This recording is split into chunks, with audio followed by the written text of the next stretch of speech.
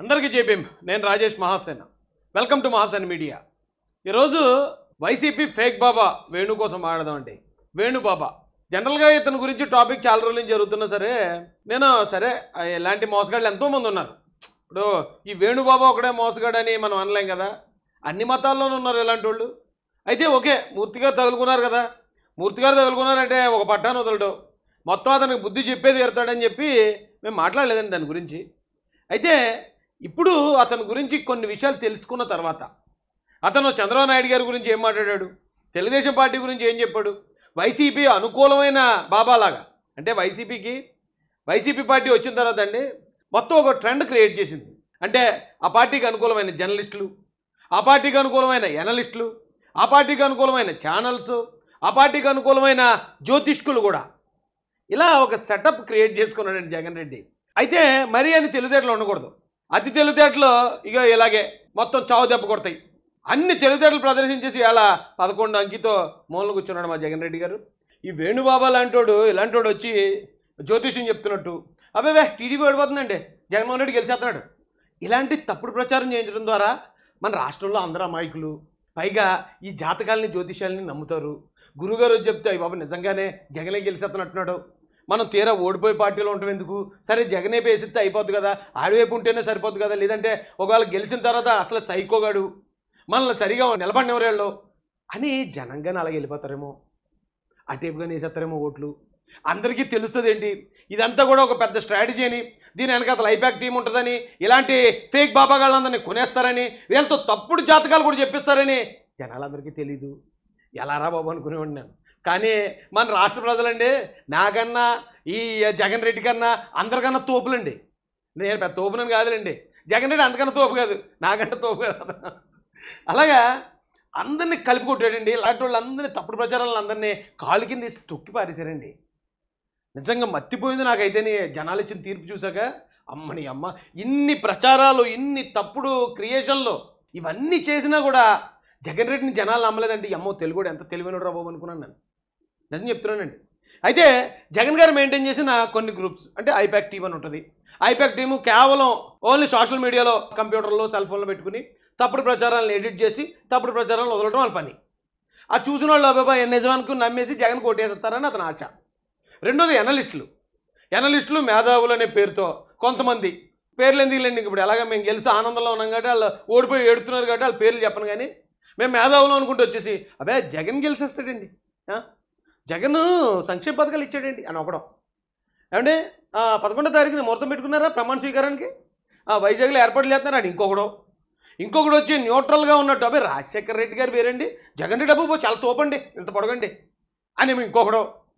ఇలాంటి ఎనలిస్టులు ఆ చూసిన వాళ్ళకి అబ్బాయి ఎవడో మేధావీడు వీడు కూడా జగనే గెలుతాడు అంటాడు అని అనేసుకోవాలి। ఇప్పుడు అయ్యి బాబా పేపర్లో TV9 NTV ఇవన్నీ కూడా జగన్ అయిపోతుందంటే అమ్మో జగన్ గెలిచేస్తున్నాడు ఏమో, ఈ ఫేక్ బాబా వేణుగాళ్ళు అంటాడు అయ్యి బాబు జగన్ గెలిచేస్తున్నాడు, నీ అమ్మాయి ఏం క్రియేషన్ చేశారా బాబు। కానీ ఈ దరిద్రులకి ఏదన్నా గెలుపు ఒకసారి వస్తే రావచ్చు చెడుకి, కానీ అల్టిమేట్గా నెగ్గేది మంచిగా నెగ్గుతుంది, అలాగే నెగ్గింది ఈ రోజున తెలుగుదేశం కూటమి।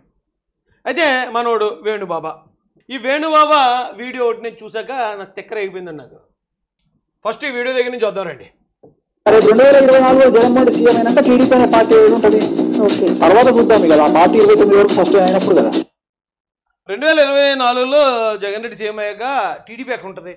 ఇప్పుడు ఫస్ట్ నేను మీ అందరికీ ఒక మాట చెప్తానండి, నేను ఈ వేణుబాబా గారి కులాన్ని కానీ వేణుబాబా గారి జాతక అని చెప్పి ఆ ప్రొఫెషన్ కానీ అవమానించే ఉద్దేశం నాకు లేదు। ఆ జ్యోతిష్యాల జోలికి నేను వెళ్ళను, ఆయన కులం జోలికి వెళ్ళను, ఆయన మతం జోలికి వెళ్ళను। నేను ఒక తెలుగుదేశం పార్టీ కరుడు కట్టిన కార్యకర్తగా నా పార్టీ మీద కుట్ర చేసి ఇప్పుడు నా పార్టీకి ఎవరైతే సపోర్ట్గా నిలబడ్డారో ఆ రోజున మంచికి సపోర్ట్గా నిలబడ్డ వ్యక్తుల మీద ఈరోజు దుష్ప్రచారం చేయడానికి మొదలొచ్చాడు కాబట్టి ఇతని సంగతి ఏదో తేలుద్దామని వచ్చాను నేను అంతే। ఎందుకంటే జ్యోతిష్యాల జోలికి నేను ఎందుకు వెళ్ళాలంటే జ్యోతిష్యాలు వీడు ఒకడో దొంగ కాదు, జ్యోతిష్యాల్లో దొంగలు ఉన్నారు, డాక్టర్లో దొంగలు ఉన్నారు, మెకానికర్లో దొంగలు ఉన్నారు, ఎక్కడికి వెళ్ళినా సరే ముందు మనల్ని భయపడతారు। బండి పట్టుకెళ్ళామండి, బండి ఎలా ఉంది చూడండి, అబ్బాయి బండి మొత్తం పోయిందండి, అబ్బాయి ఏం లేదంటాడు ఫస్ట్, కారు పట్టుకెళ్తే కారు మొత్తం పెంట అయిపోయిందండి బాబు, ఇది అసలు నడదండి అంటాడు ఫస్ట్, డాక్టర్ గారి దగ్గరికి వెళ్ళి చెబుతారు రేపే చచ్చిపోతున్నారు బాబు నువ్వు అంటాడు। అలాగే జ్యోతిష్యుడు కూడా అబ్బాయి చాలా దోషాలు ఉన్నాయి ఎందుకు పనికిరా, రేపే వెళ్ళండి అయిపోతుంది నీ పని, నీ పిల్లలు ఇంకొడితే లేచిపో అంటాడు। ఇలాంటి వాళ్ళే ఉన్నారు మొత్తం। ఇలాంటి వాళ్ళే ఉన్నప్పుడు అందులో నేను వేణుస్వామినో అతని ప్రొఫెషన్నో మాట్లాడుకోవడం అనవసరం. కానీ వీళ్ళు చేసిన పని మాత్రం అసలు క్షమించరాని నేరం అండి అది. ఈ ఆణిముత్యాలు ఇంకొక కొన్ని ఆణిముత్యాలు ఉన్నాయండి, ఇవి కూడా ఒకసారి వినండి. సో ఫస్ట్ జగన్ గారి జాతకం ఎలా ఉండబోతుంది 2024లో? So he will become the CM or not? Second time ఆరుద్ర నక్షత్రము మిథున రాశి జాతకులైనటువంటి వైఎస్ జగన్మోహన్ రెడ్డి గారికి 2024లో కూడా సీఎం అయ్యేటువంటి యోగ్యత 100% ఉంది. సుమారు 95-96 ఎమ్మెల్యే సీట్ల పైన ఆయన. దాన్ని బట్టి అర్థం చేసుకోండి మనోడు ఎంత గొప్ప జాతకాలు చెప్పే జ్యోతిషుడు. ఆయన అవుతాడట సీఎం, 96 పైన వచ్చేస్తాయట. మరి 11కి మూలన ఎందుకు కూర్చున్నాడు? మనోడు చెప్పిన వాళ్ళు చాలామంది సంక్రాంతి పోయారట. మన మూర్తి గారు చెప్పారండి చాలామంది.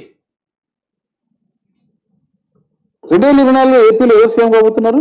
ఇప్పటికీ 100 సార్లు చెప్పినాము, నేనైతే జగన్ అని చెప్పిన. ఇప్పుడు అంచనాలు ఇప్పుడు చూసే వాళ్ళందరికీ చెప్పదలుచుకున్నా. చంద్రబాబు నాయుడుది పుష్యమి నక్షత్రం, పవన్ కళ్యాణ్ది ఉత్తరాషాఢ నక్షత్రం, జగన్మోహన్ రెడ్డిది ఆరుద్ర నక్షత్రం. సో ఏదో సినిమాలో బ్రహ్మానంద గారు కూడా అంటారండి, ఇది చెప్పబోతే 1:2, 2:3 అంటే అలా మనోడు ఆ నక్షత్రం ఈ నక్షత్రం ఈ నక్షత్రం ఈ పేర్లన్నీ మనం ఎప్పుడు వినాం కదా. అమ్మాయి చాలా పెద్ద నక్షత్రాలు చెప్పేస్తున్నాడు రా బాబు అయితేనే. అది నిజంగానే నక్షత్రాల ప్రభావం అలాగ వచ్చేస్తుందేమో అనుకుంటాం నిజంగా.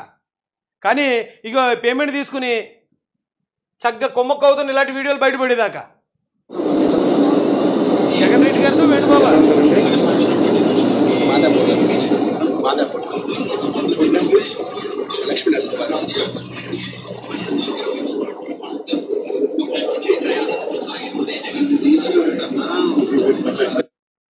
వేణుబాబా నువ్వు ఒకటి గుర్తుపెట్టుకో, 100 గొడ్లను తిన్న రాబందు కూడా ఒక్క తుఫాను గాలి తుఫాన్కి మటాష్ అయిపోద్దట.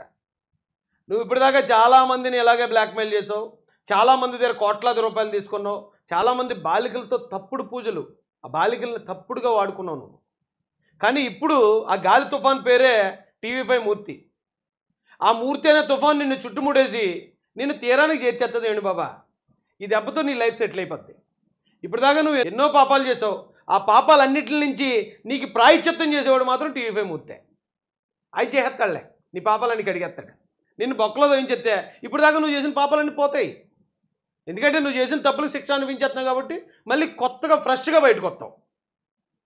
అర్థమైందా ఫేక్ బాబా? ఇదండి జగన్ రెడ్డి గారు అప్పుడు చేసినవి.